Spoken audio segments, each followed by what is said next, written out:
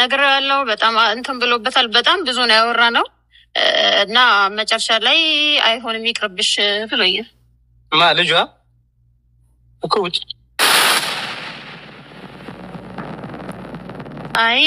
አንተ እዚህ ያለው ነገር ይቅርብሽ ማለት ምን ነው?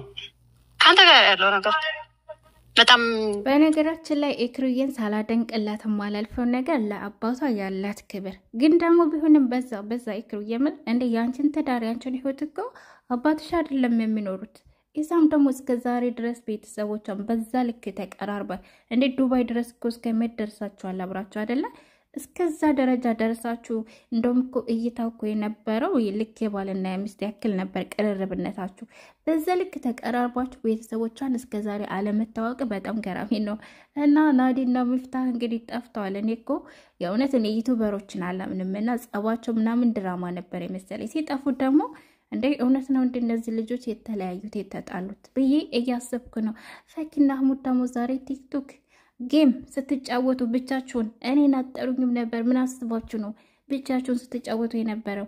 እኔ እዛ ሂጄ መረበሽ ነበር። አሰላሙ አለይኩም ወራህመቱላሂ ወበረካቱ። ሰላም ወድ ቤተሰብ እንዴት ናችሁ? ደህና ናችሁ? እንግዲህ ዛሬ ኢክራምና ኢሱ ረመዳን መጨረሻ አካባቢ የሰሩትን ቪዲዮ ካስታወሳችሁ ጓደኞቻቸው እንዲሁም የሚያውቋቸው ሰዎች ጨምር አሸማግለዋቸው ነገሮችን እንዲወያዩበትና በደንብ አስበው እንዲወስኑበት አድርገው እንግዲህ አስታርቀዋቸው አስማምተዋቸው ነበር እና እኛም በጣም ደስ ብሎን ነበር አብረው ሆኑ ብለን።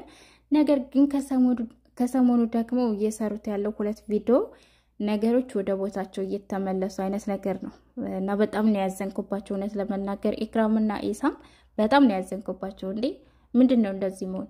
እናንተ እኮ ተለቅ ያላችሁ በሰል ያላችሁ ልጆች ናችሁ።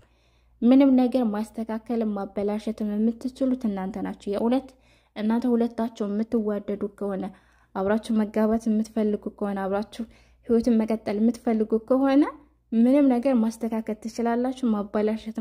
መበላሸትም ካለበት ደግሞ በእናንተው ስር ነው የሚበላሸው ማለት ነው። የሚበላሸው ነገሩ ማለት ነው።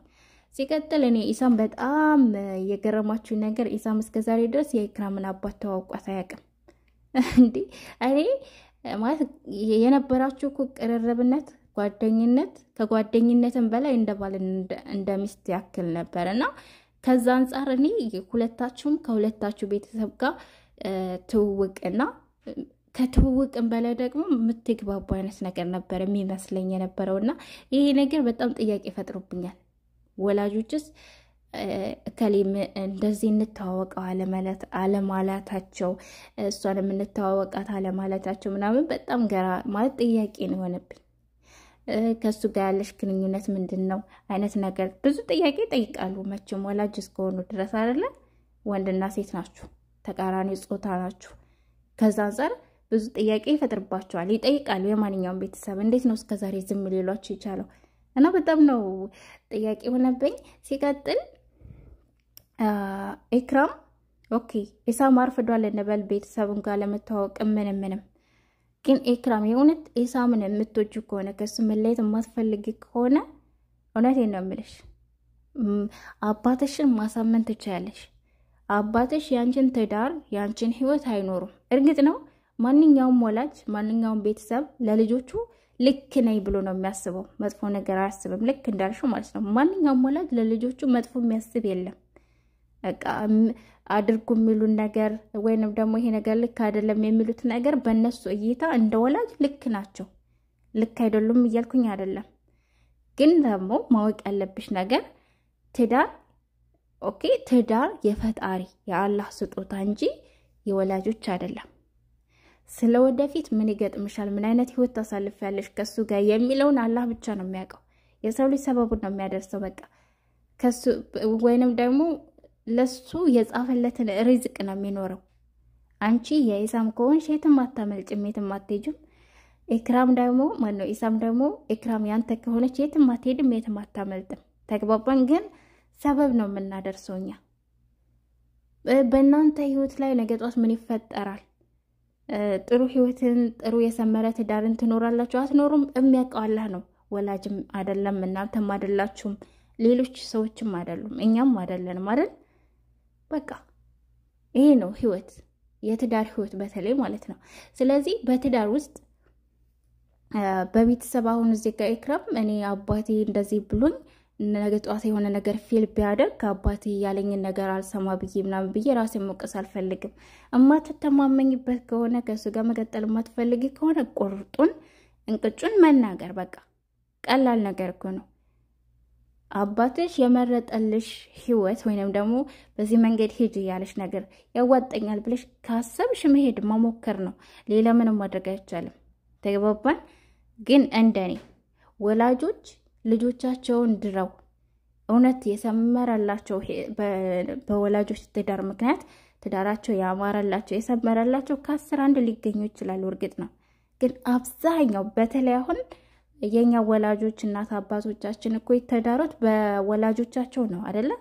በራሳቸው ፍቃደኝነት የፈለጉትን ያገቡ የሉም እኮ አብዛኞቻቸው በወላጆቻቸው ነው። የከሌ ልጅ የከሌት ልጅ ወይም ደግሞ ከዚህ ሀገር እንደዚህ ሀገር በቃ እንደዚህ ምናምን ብለው ያጋቧቸዋል።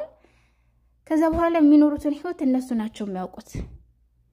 በቃ ያማረ የሰመረ ህይወትም የሚኖሩ አሉ። በትዳር ውስጥ ደግሞ ሁሌ ሰላም፣ ደስታ፣ ፍቅር የሚባል ነገር የለም። በተለይ ልጅ ከተወለደ በኋላ ምናምን ነገር ተቻችሎ ተከባብሮ ኃላፊነት ምናምን የሚባሉ ነገሮች አሉ።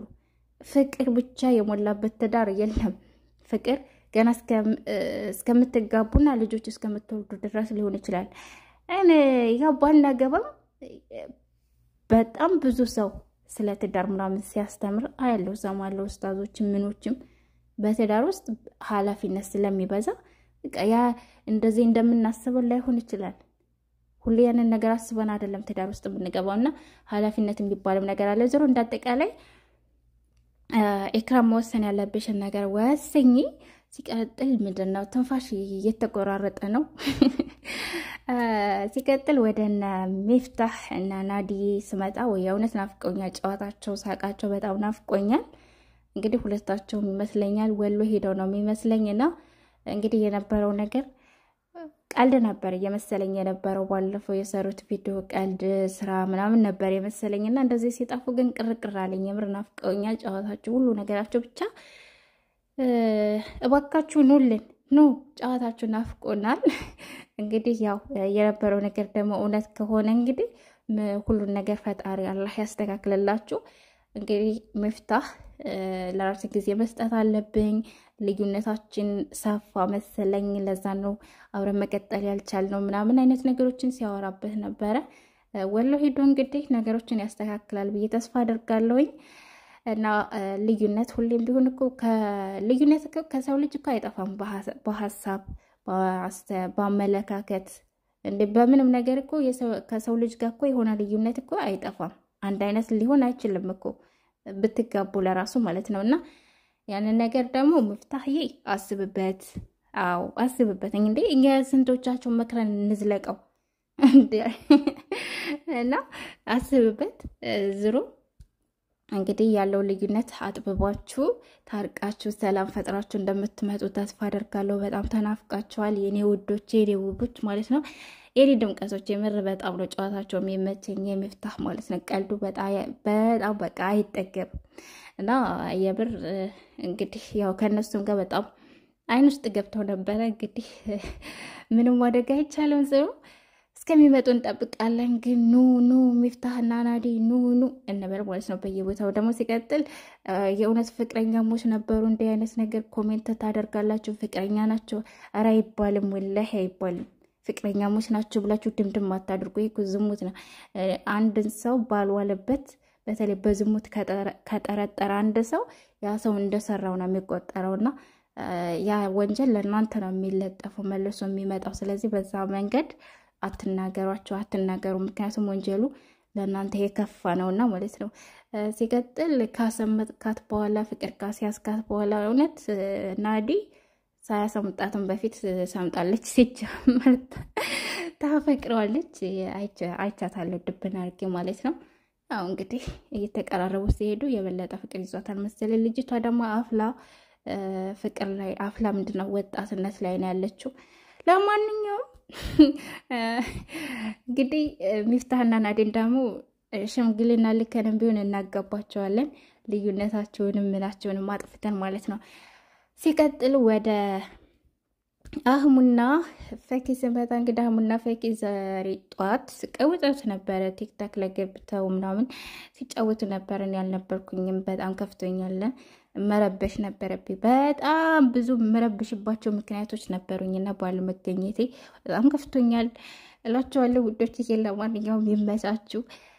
በሌላ ቪዲዮ እስከምንገናኝ ድረስ ሲቀጥል እውነት ለመናገር እንደዚህ መልካም ነገር አድርጉ፣ መልካም ነገር ስሩ የምትሉ ሰዎች መልካም ነገር ሲለቁን፣ መልካም ነገር ፖስት ሲያደርጉ ሲሰሩ አበረታቱ፣ ሼር አድርጉላቸው። አሁን ዛሬ የለቀቁት ቪዲዮ ሰዎችም ስለመርዳት ነው። የሚረዳ ሰው ነበረ ፖስት ያደረጉት፣ ግን እይታውን እዩ፣ ምን ያክል ሼር ተደርጓል እዩ። እና በጣም ያሳዝናል። የኛ ነገር የምንናገረውን ነገር አንኖረውም። ችግሩ ያ ነው። ስለዚህ እነሱ ብቻቸውን ደግሞ አይችሉም።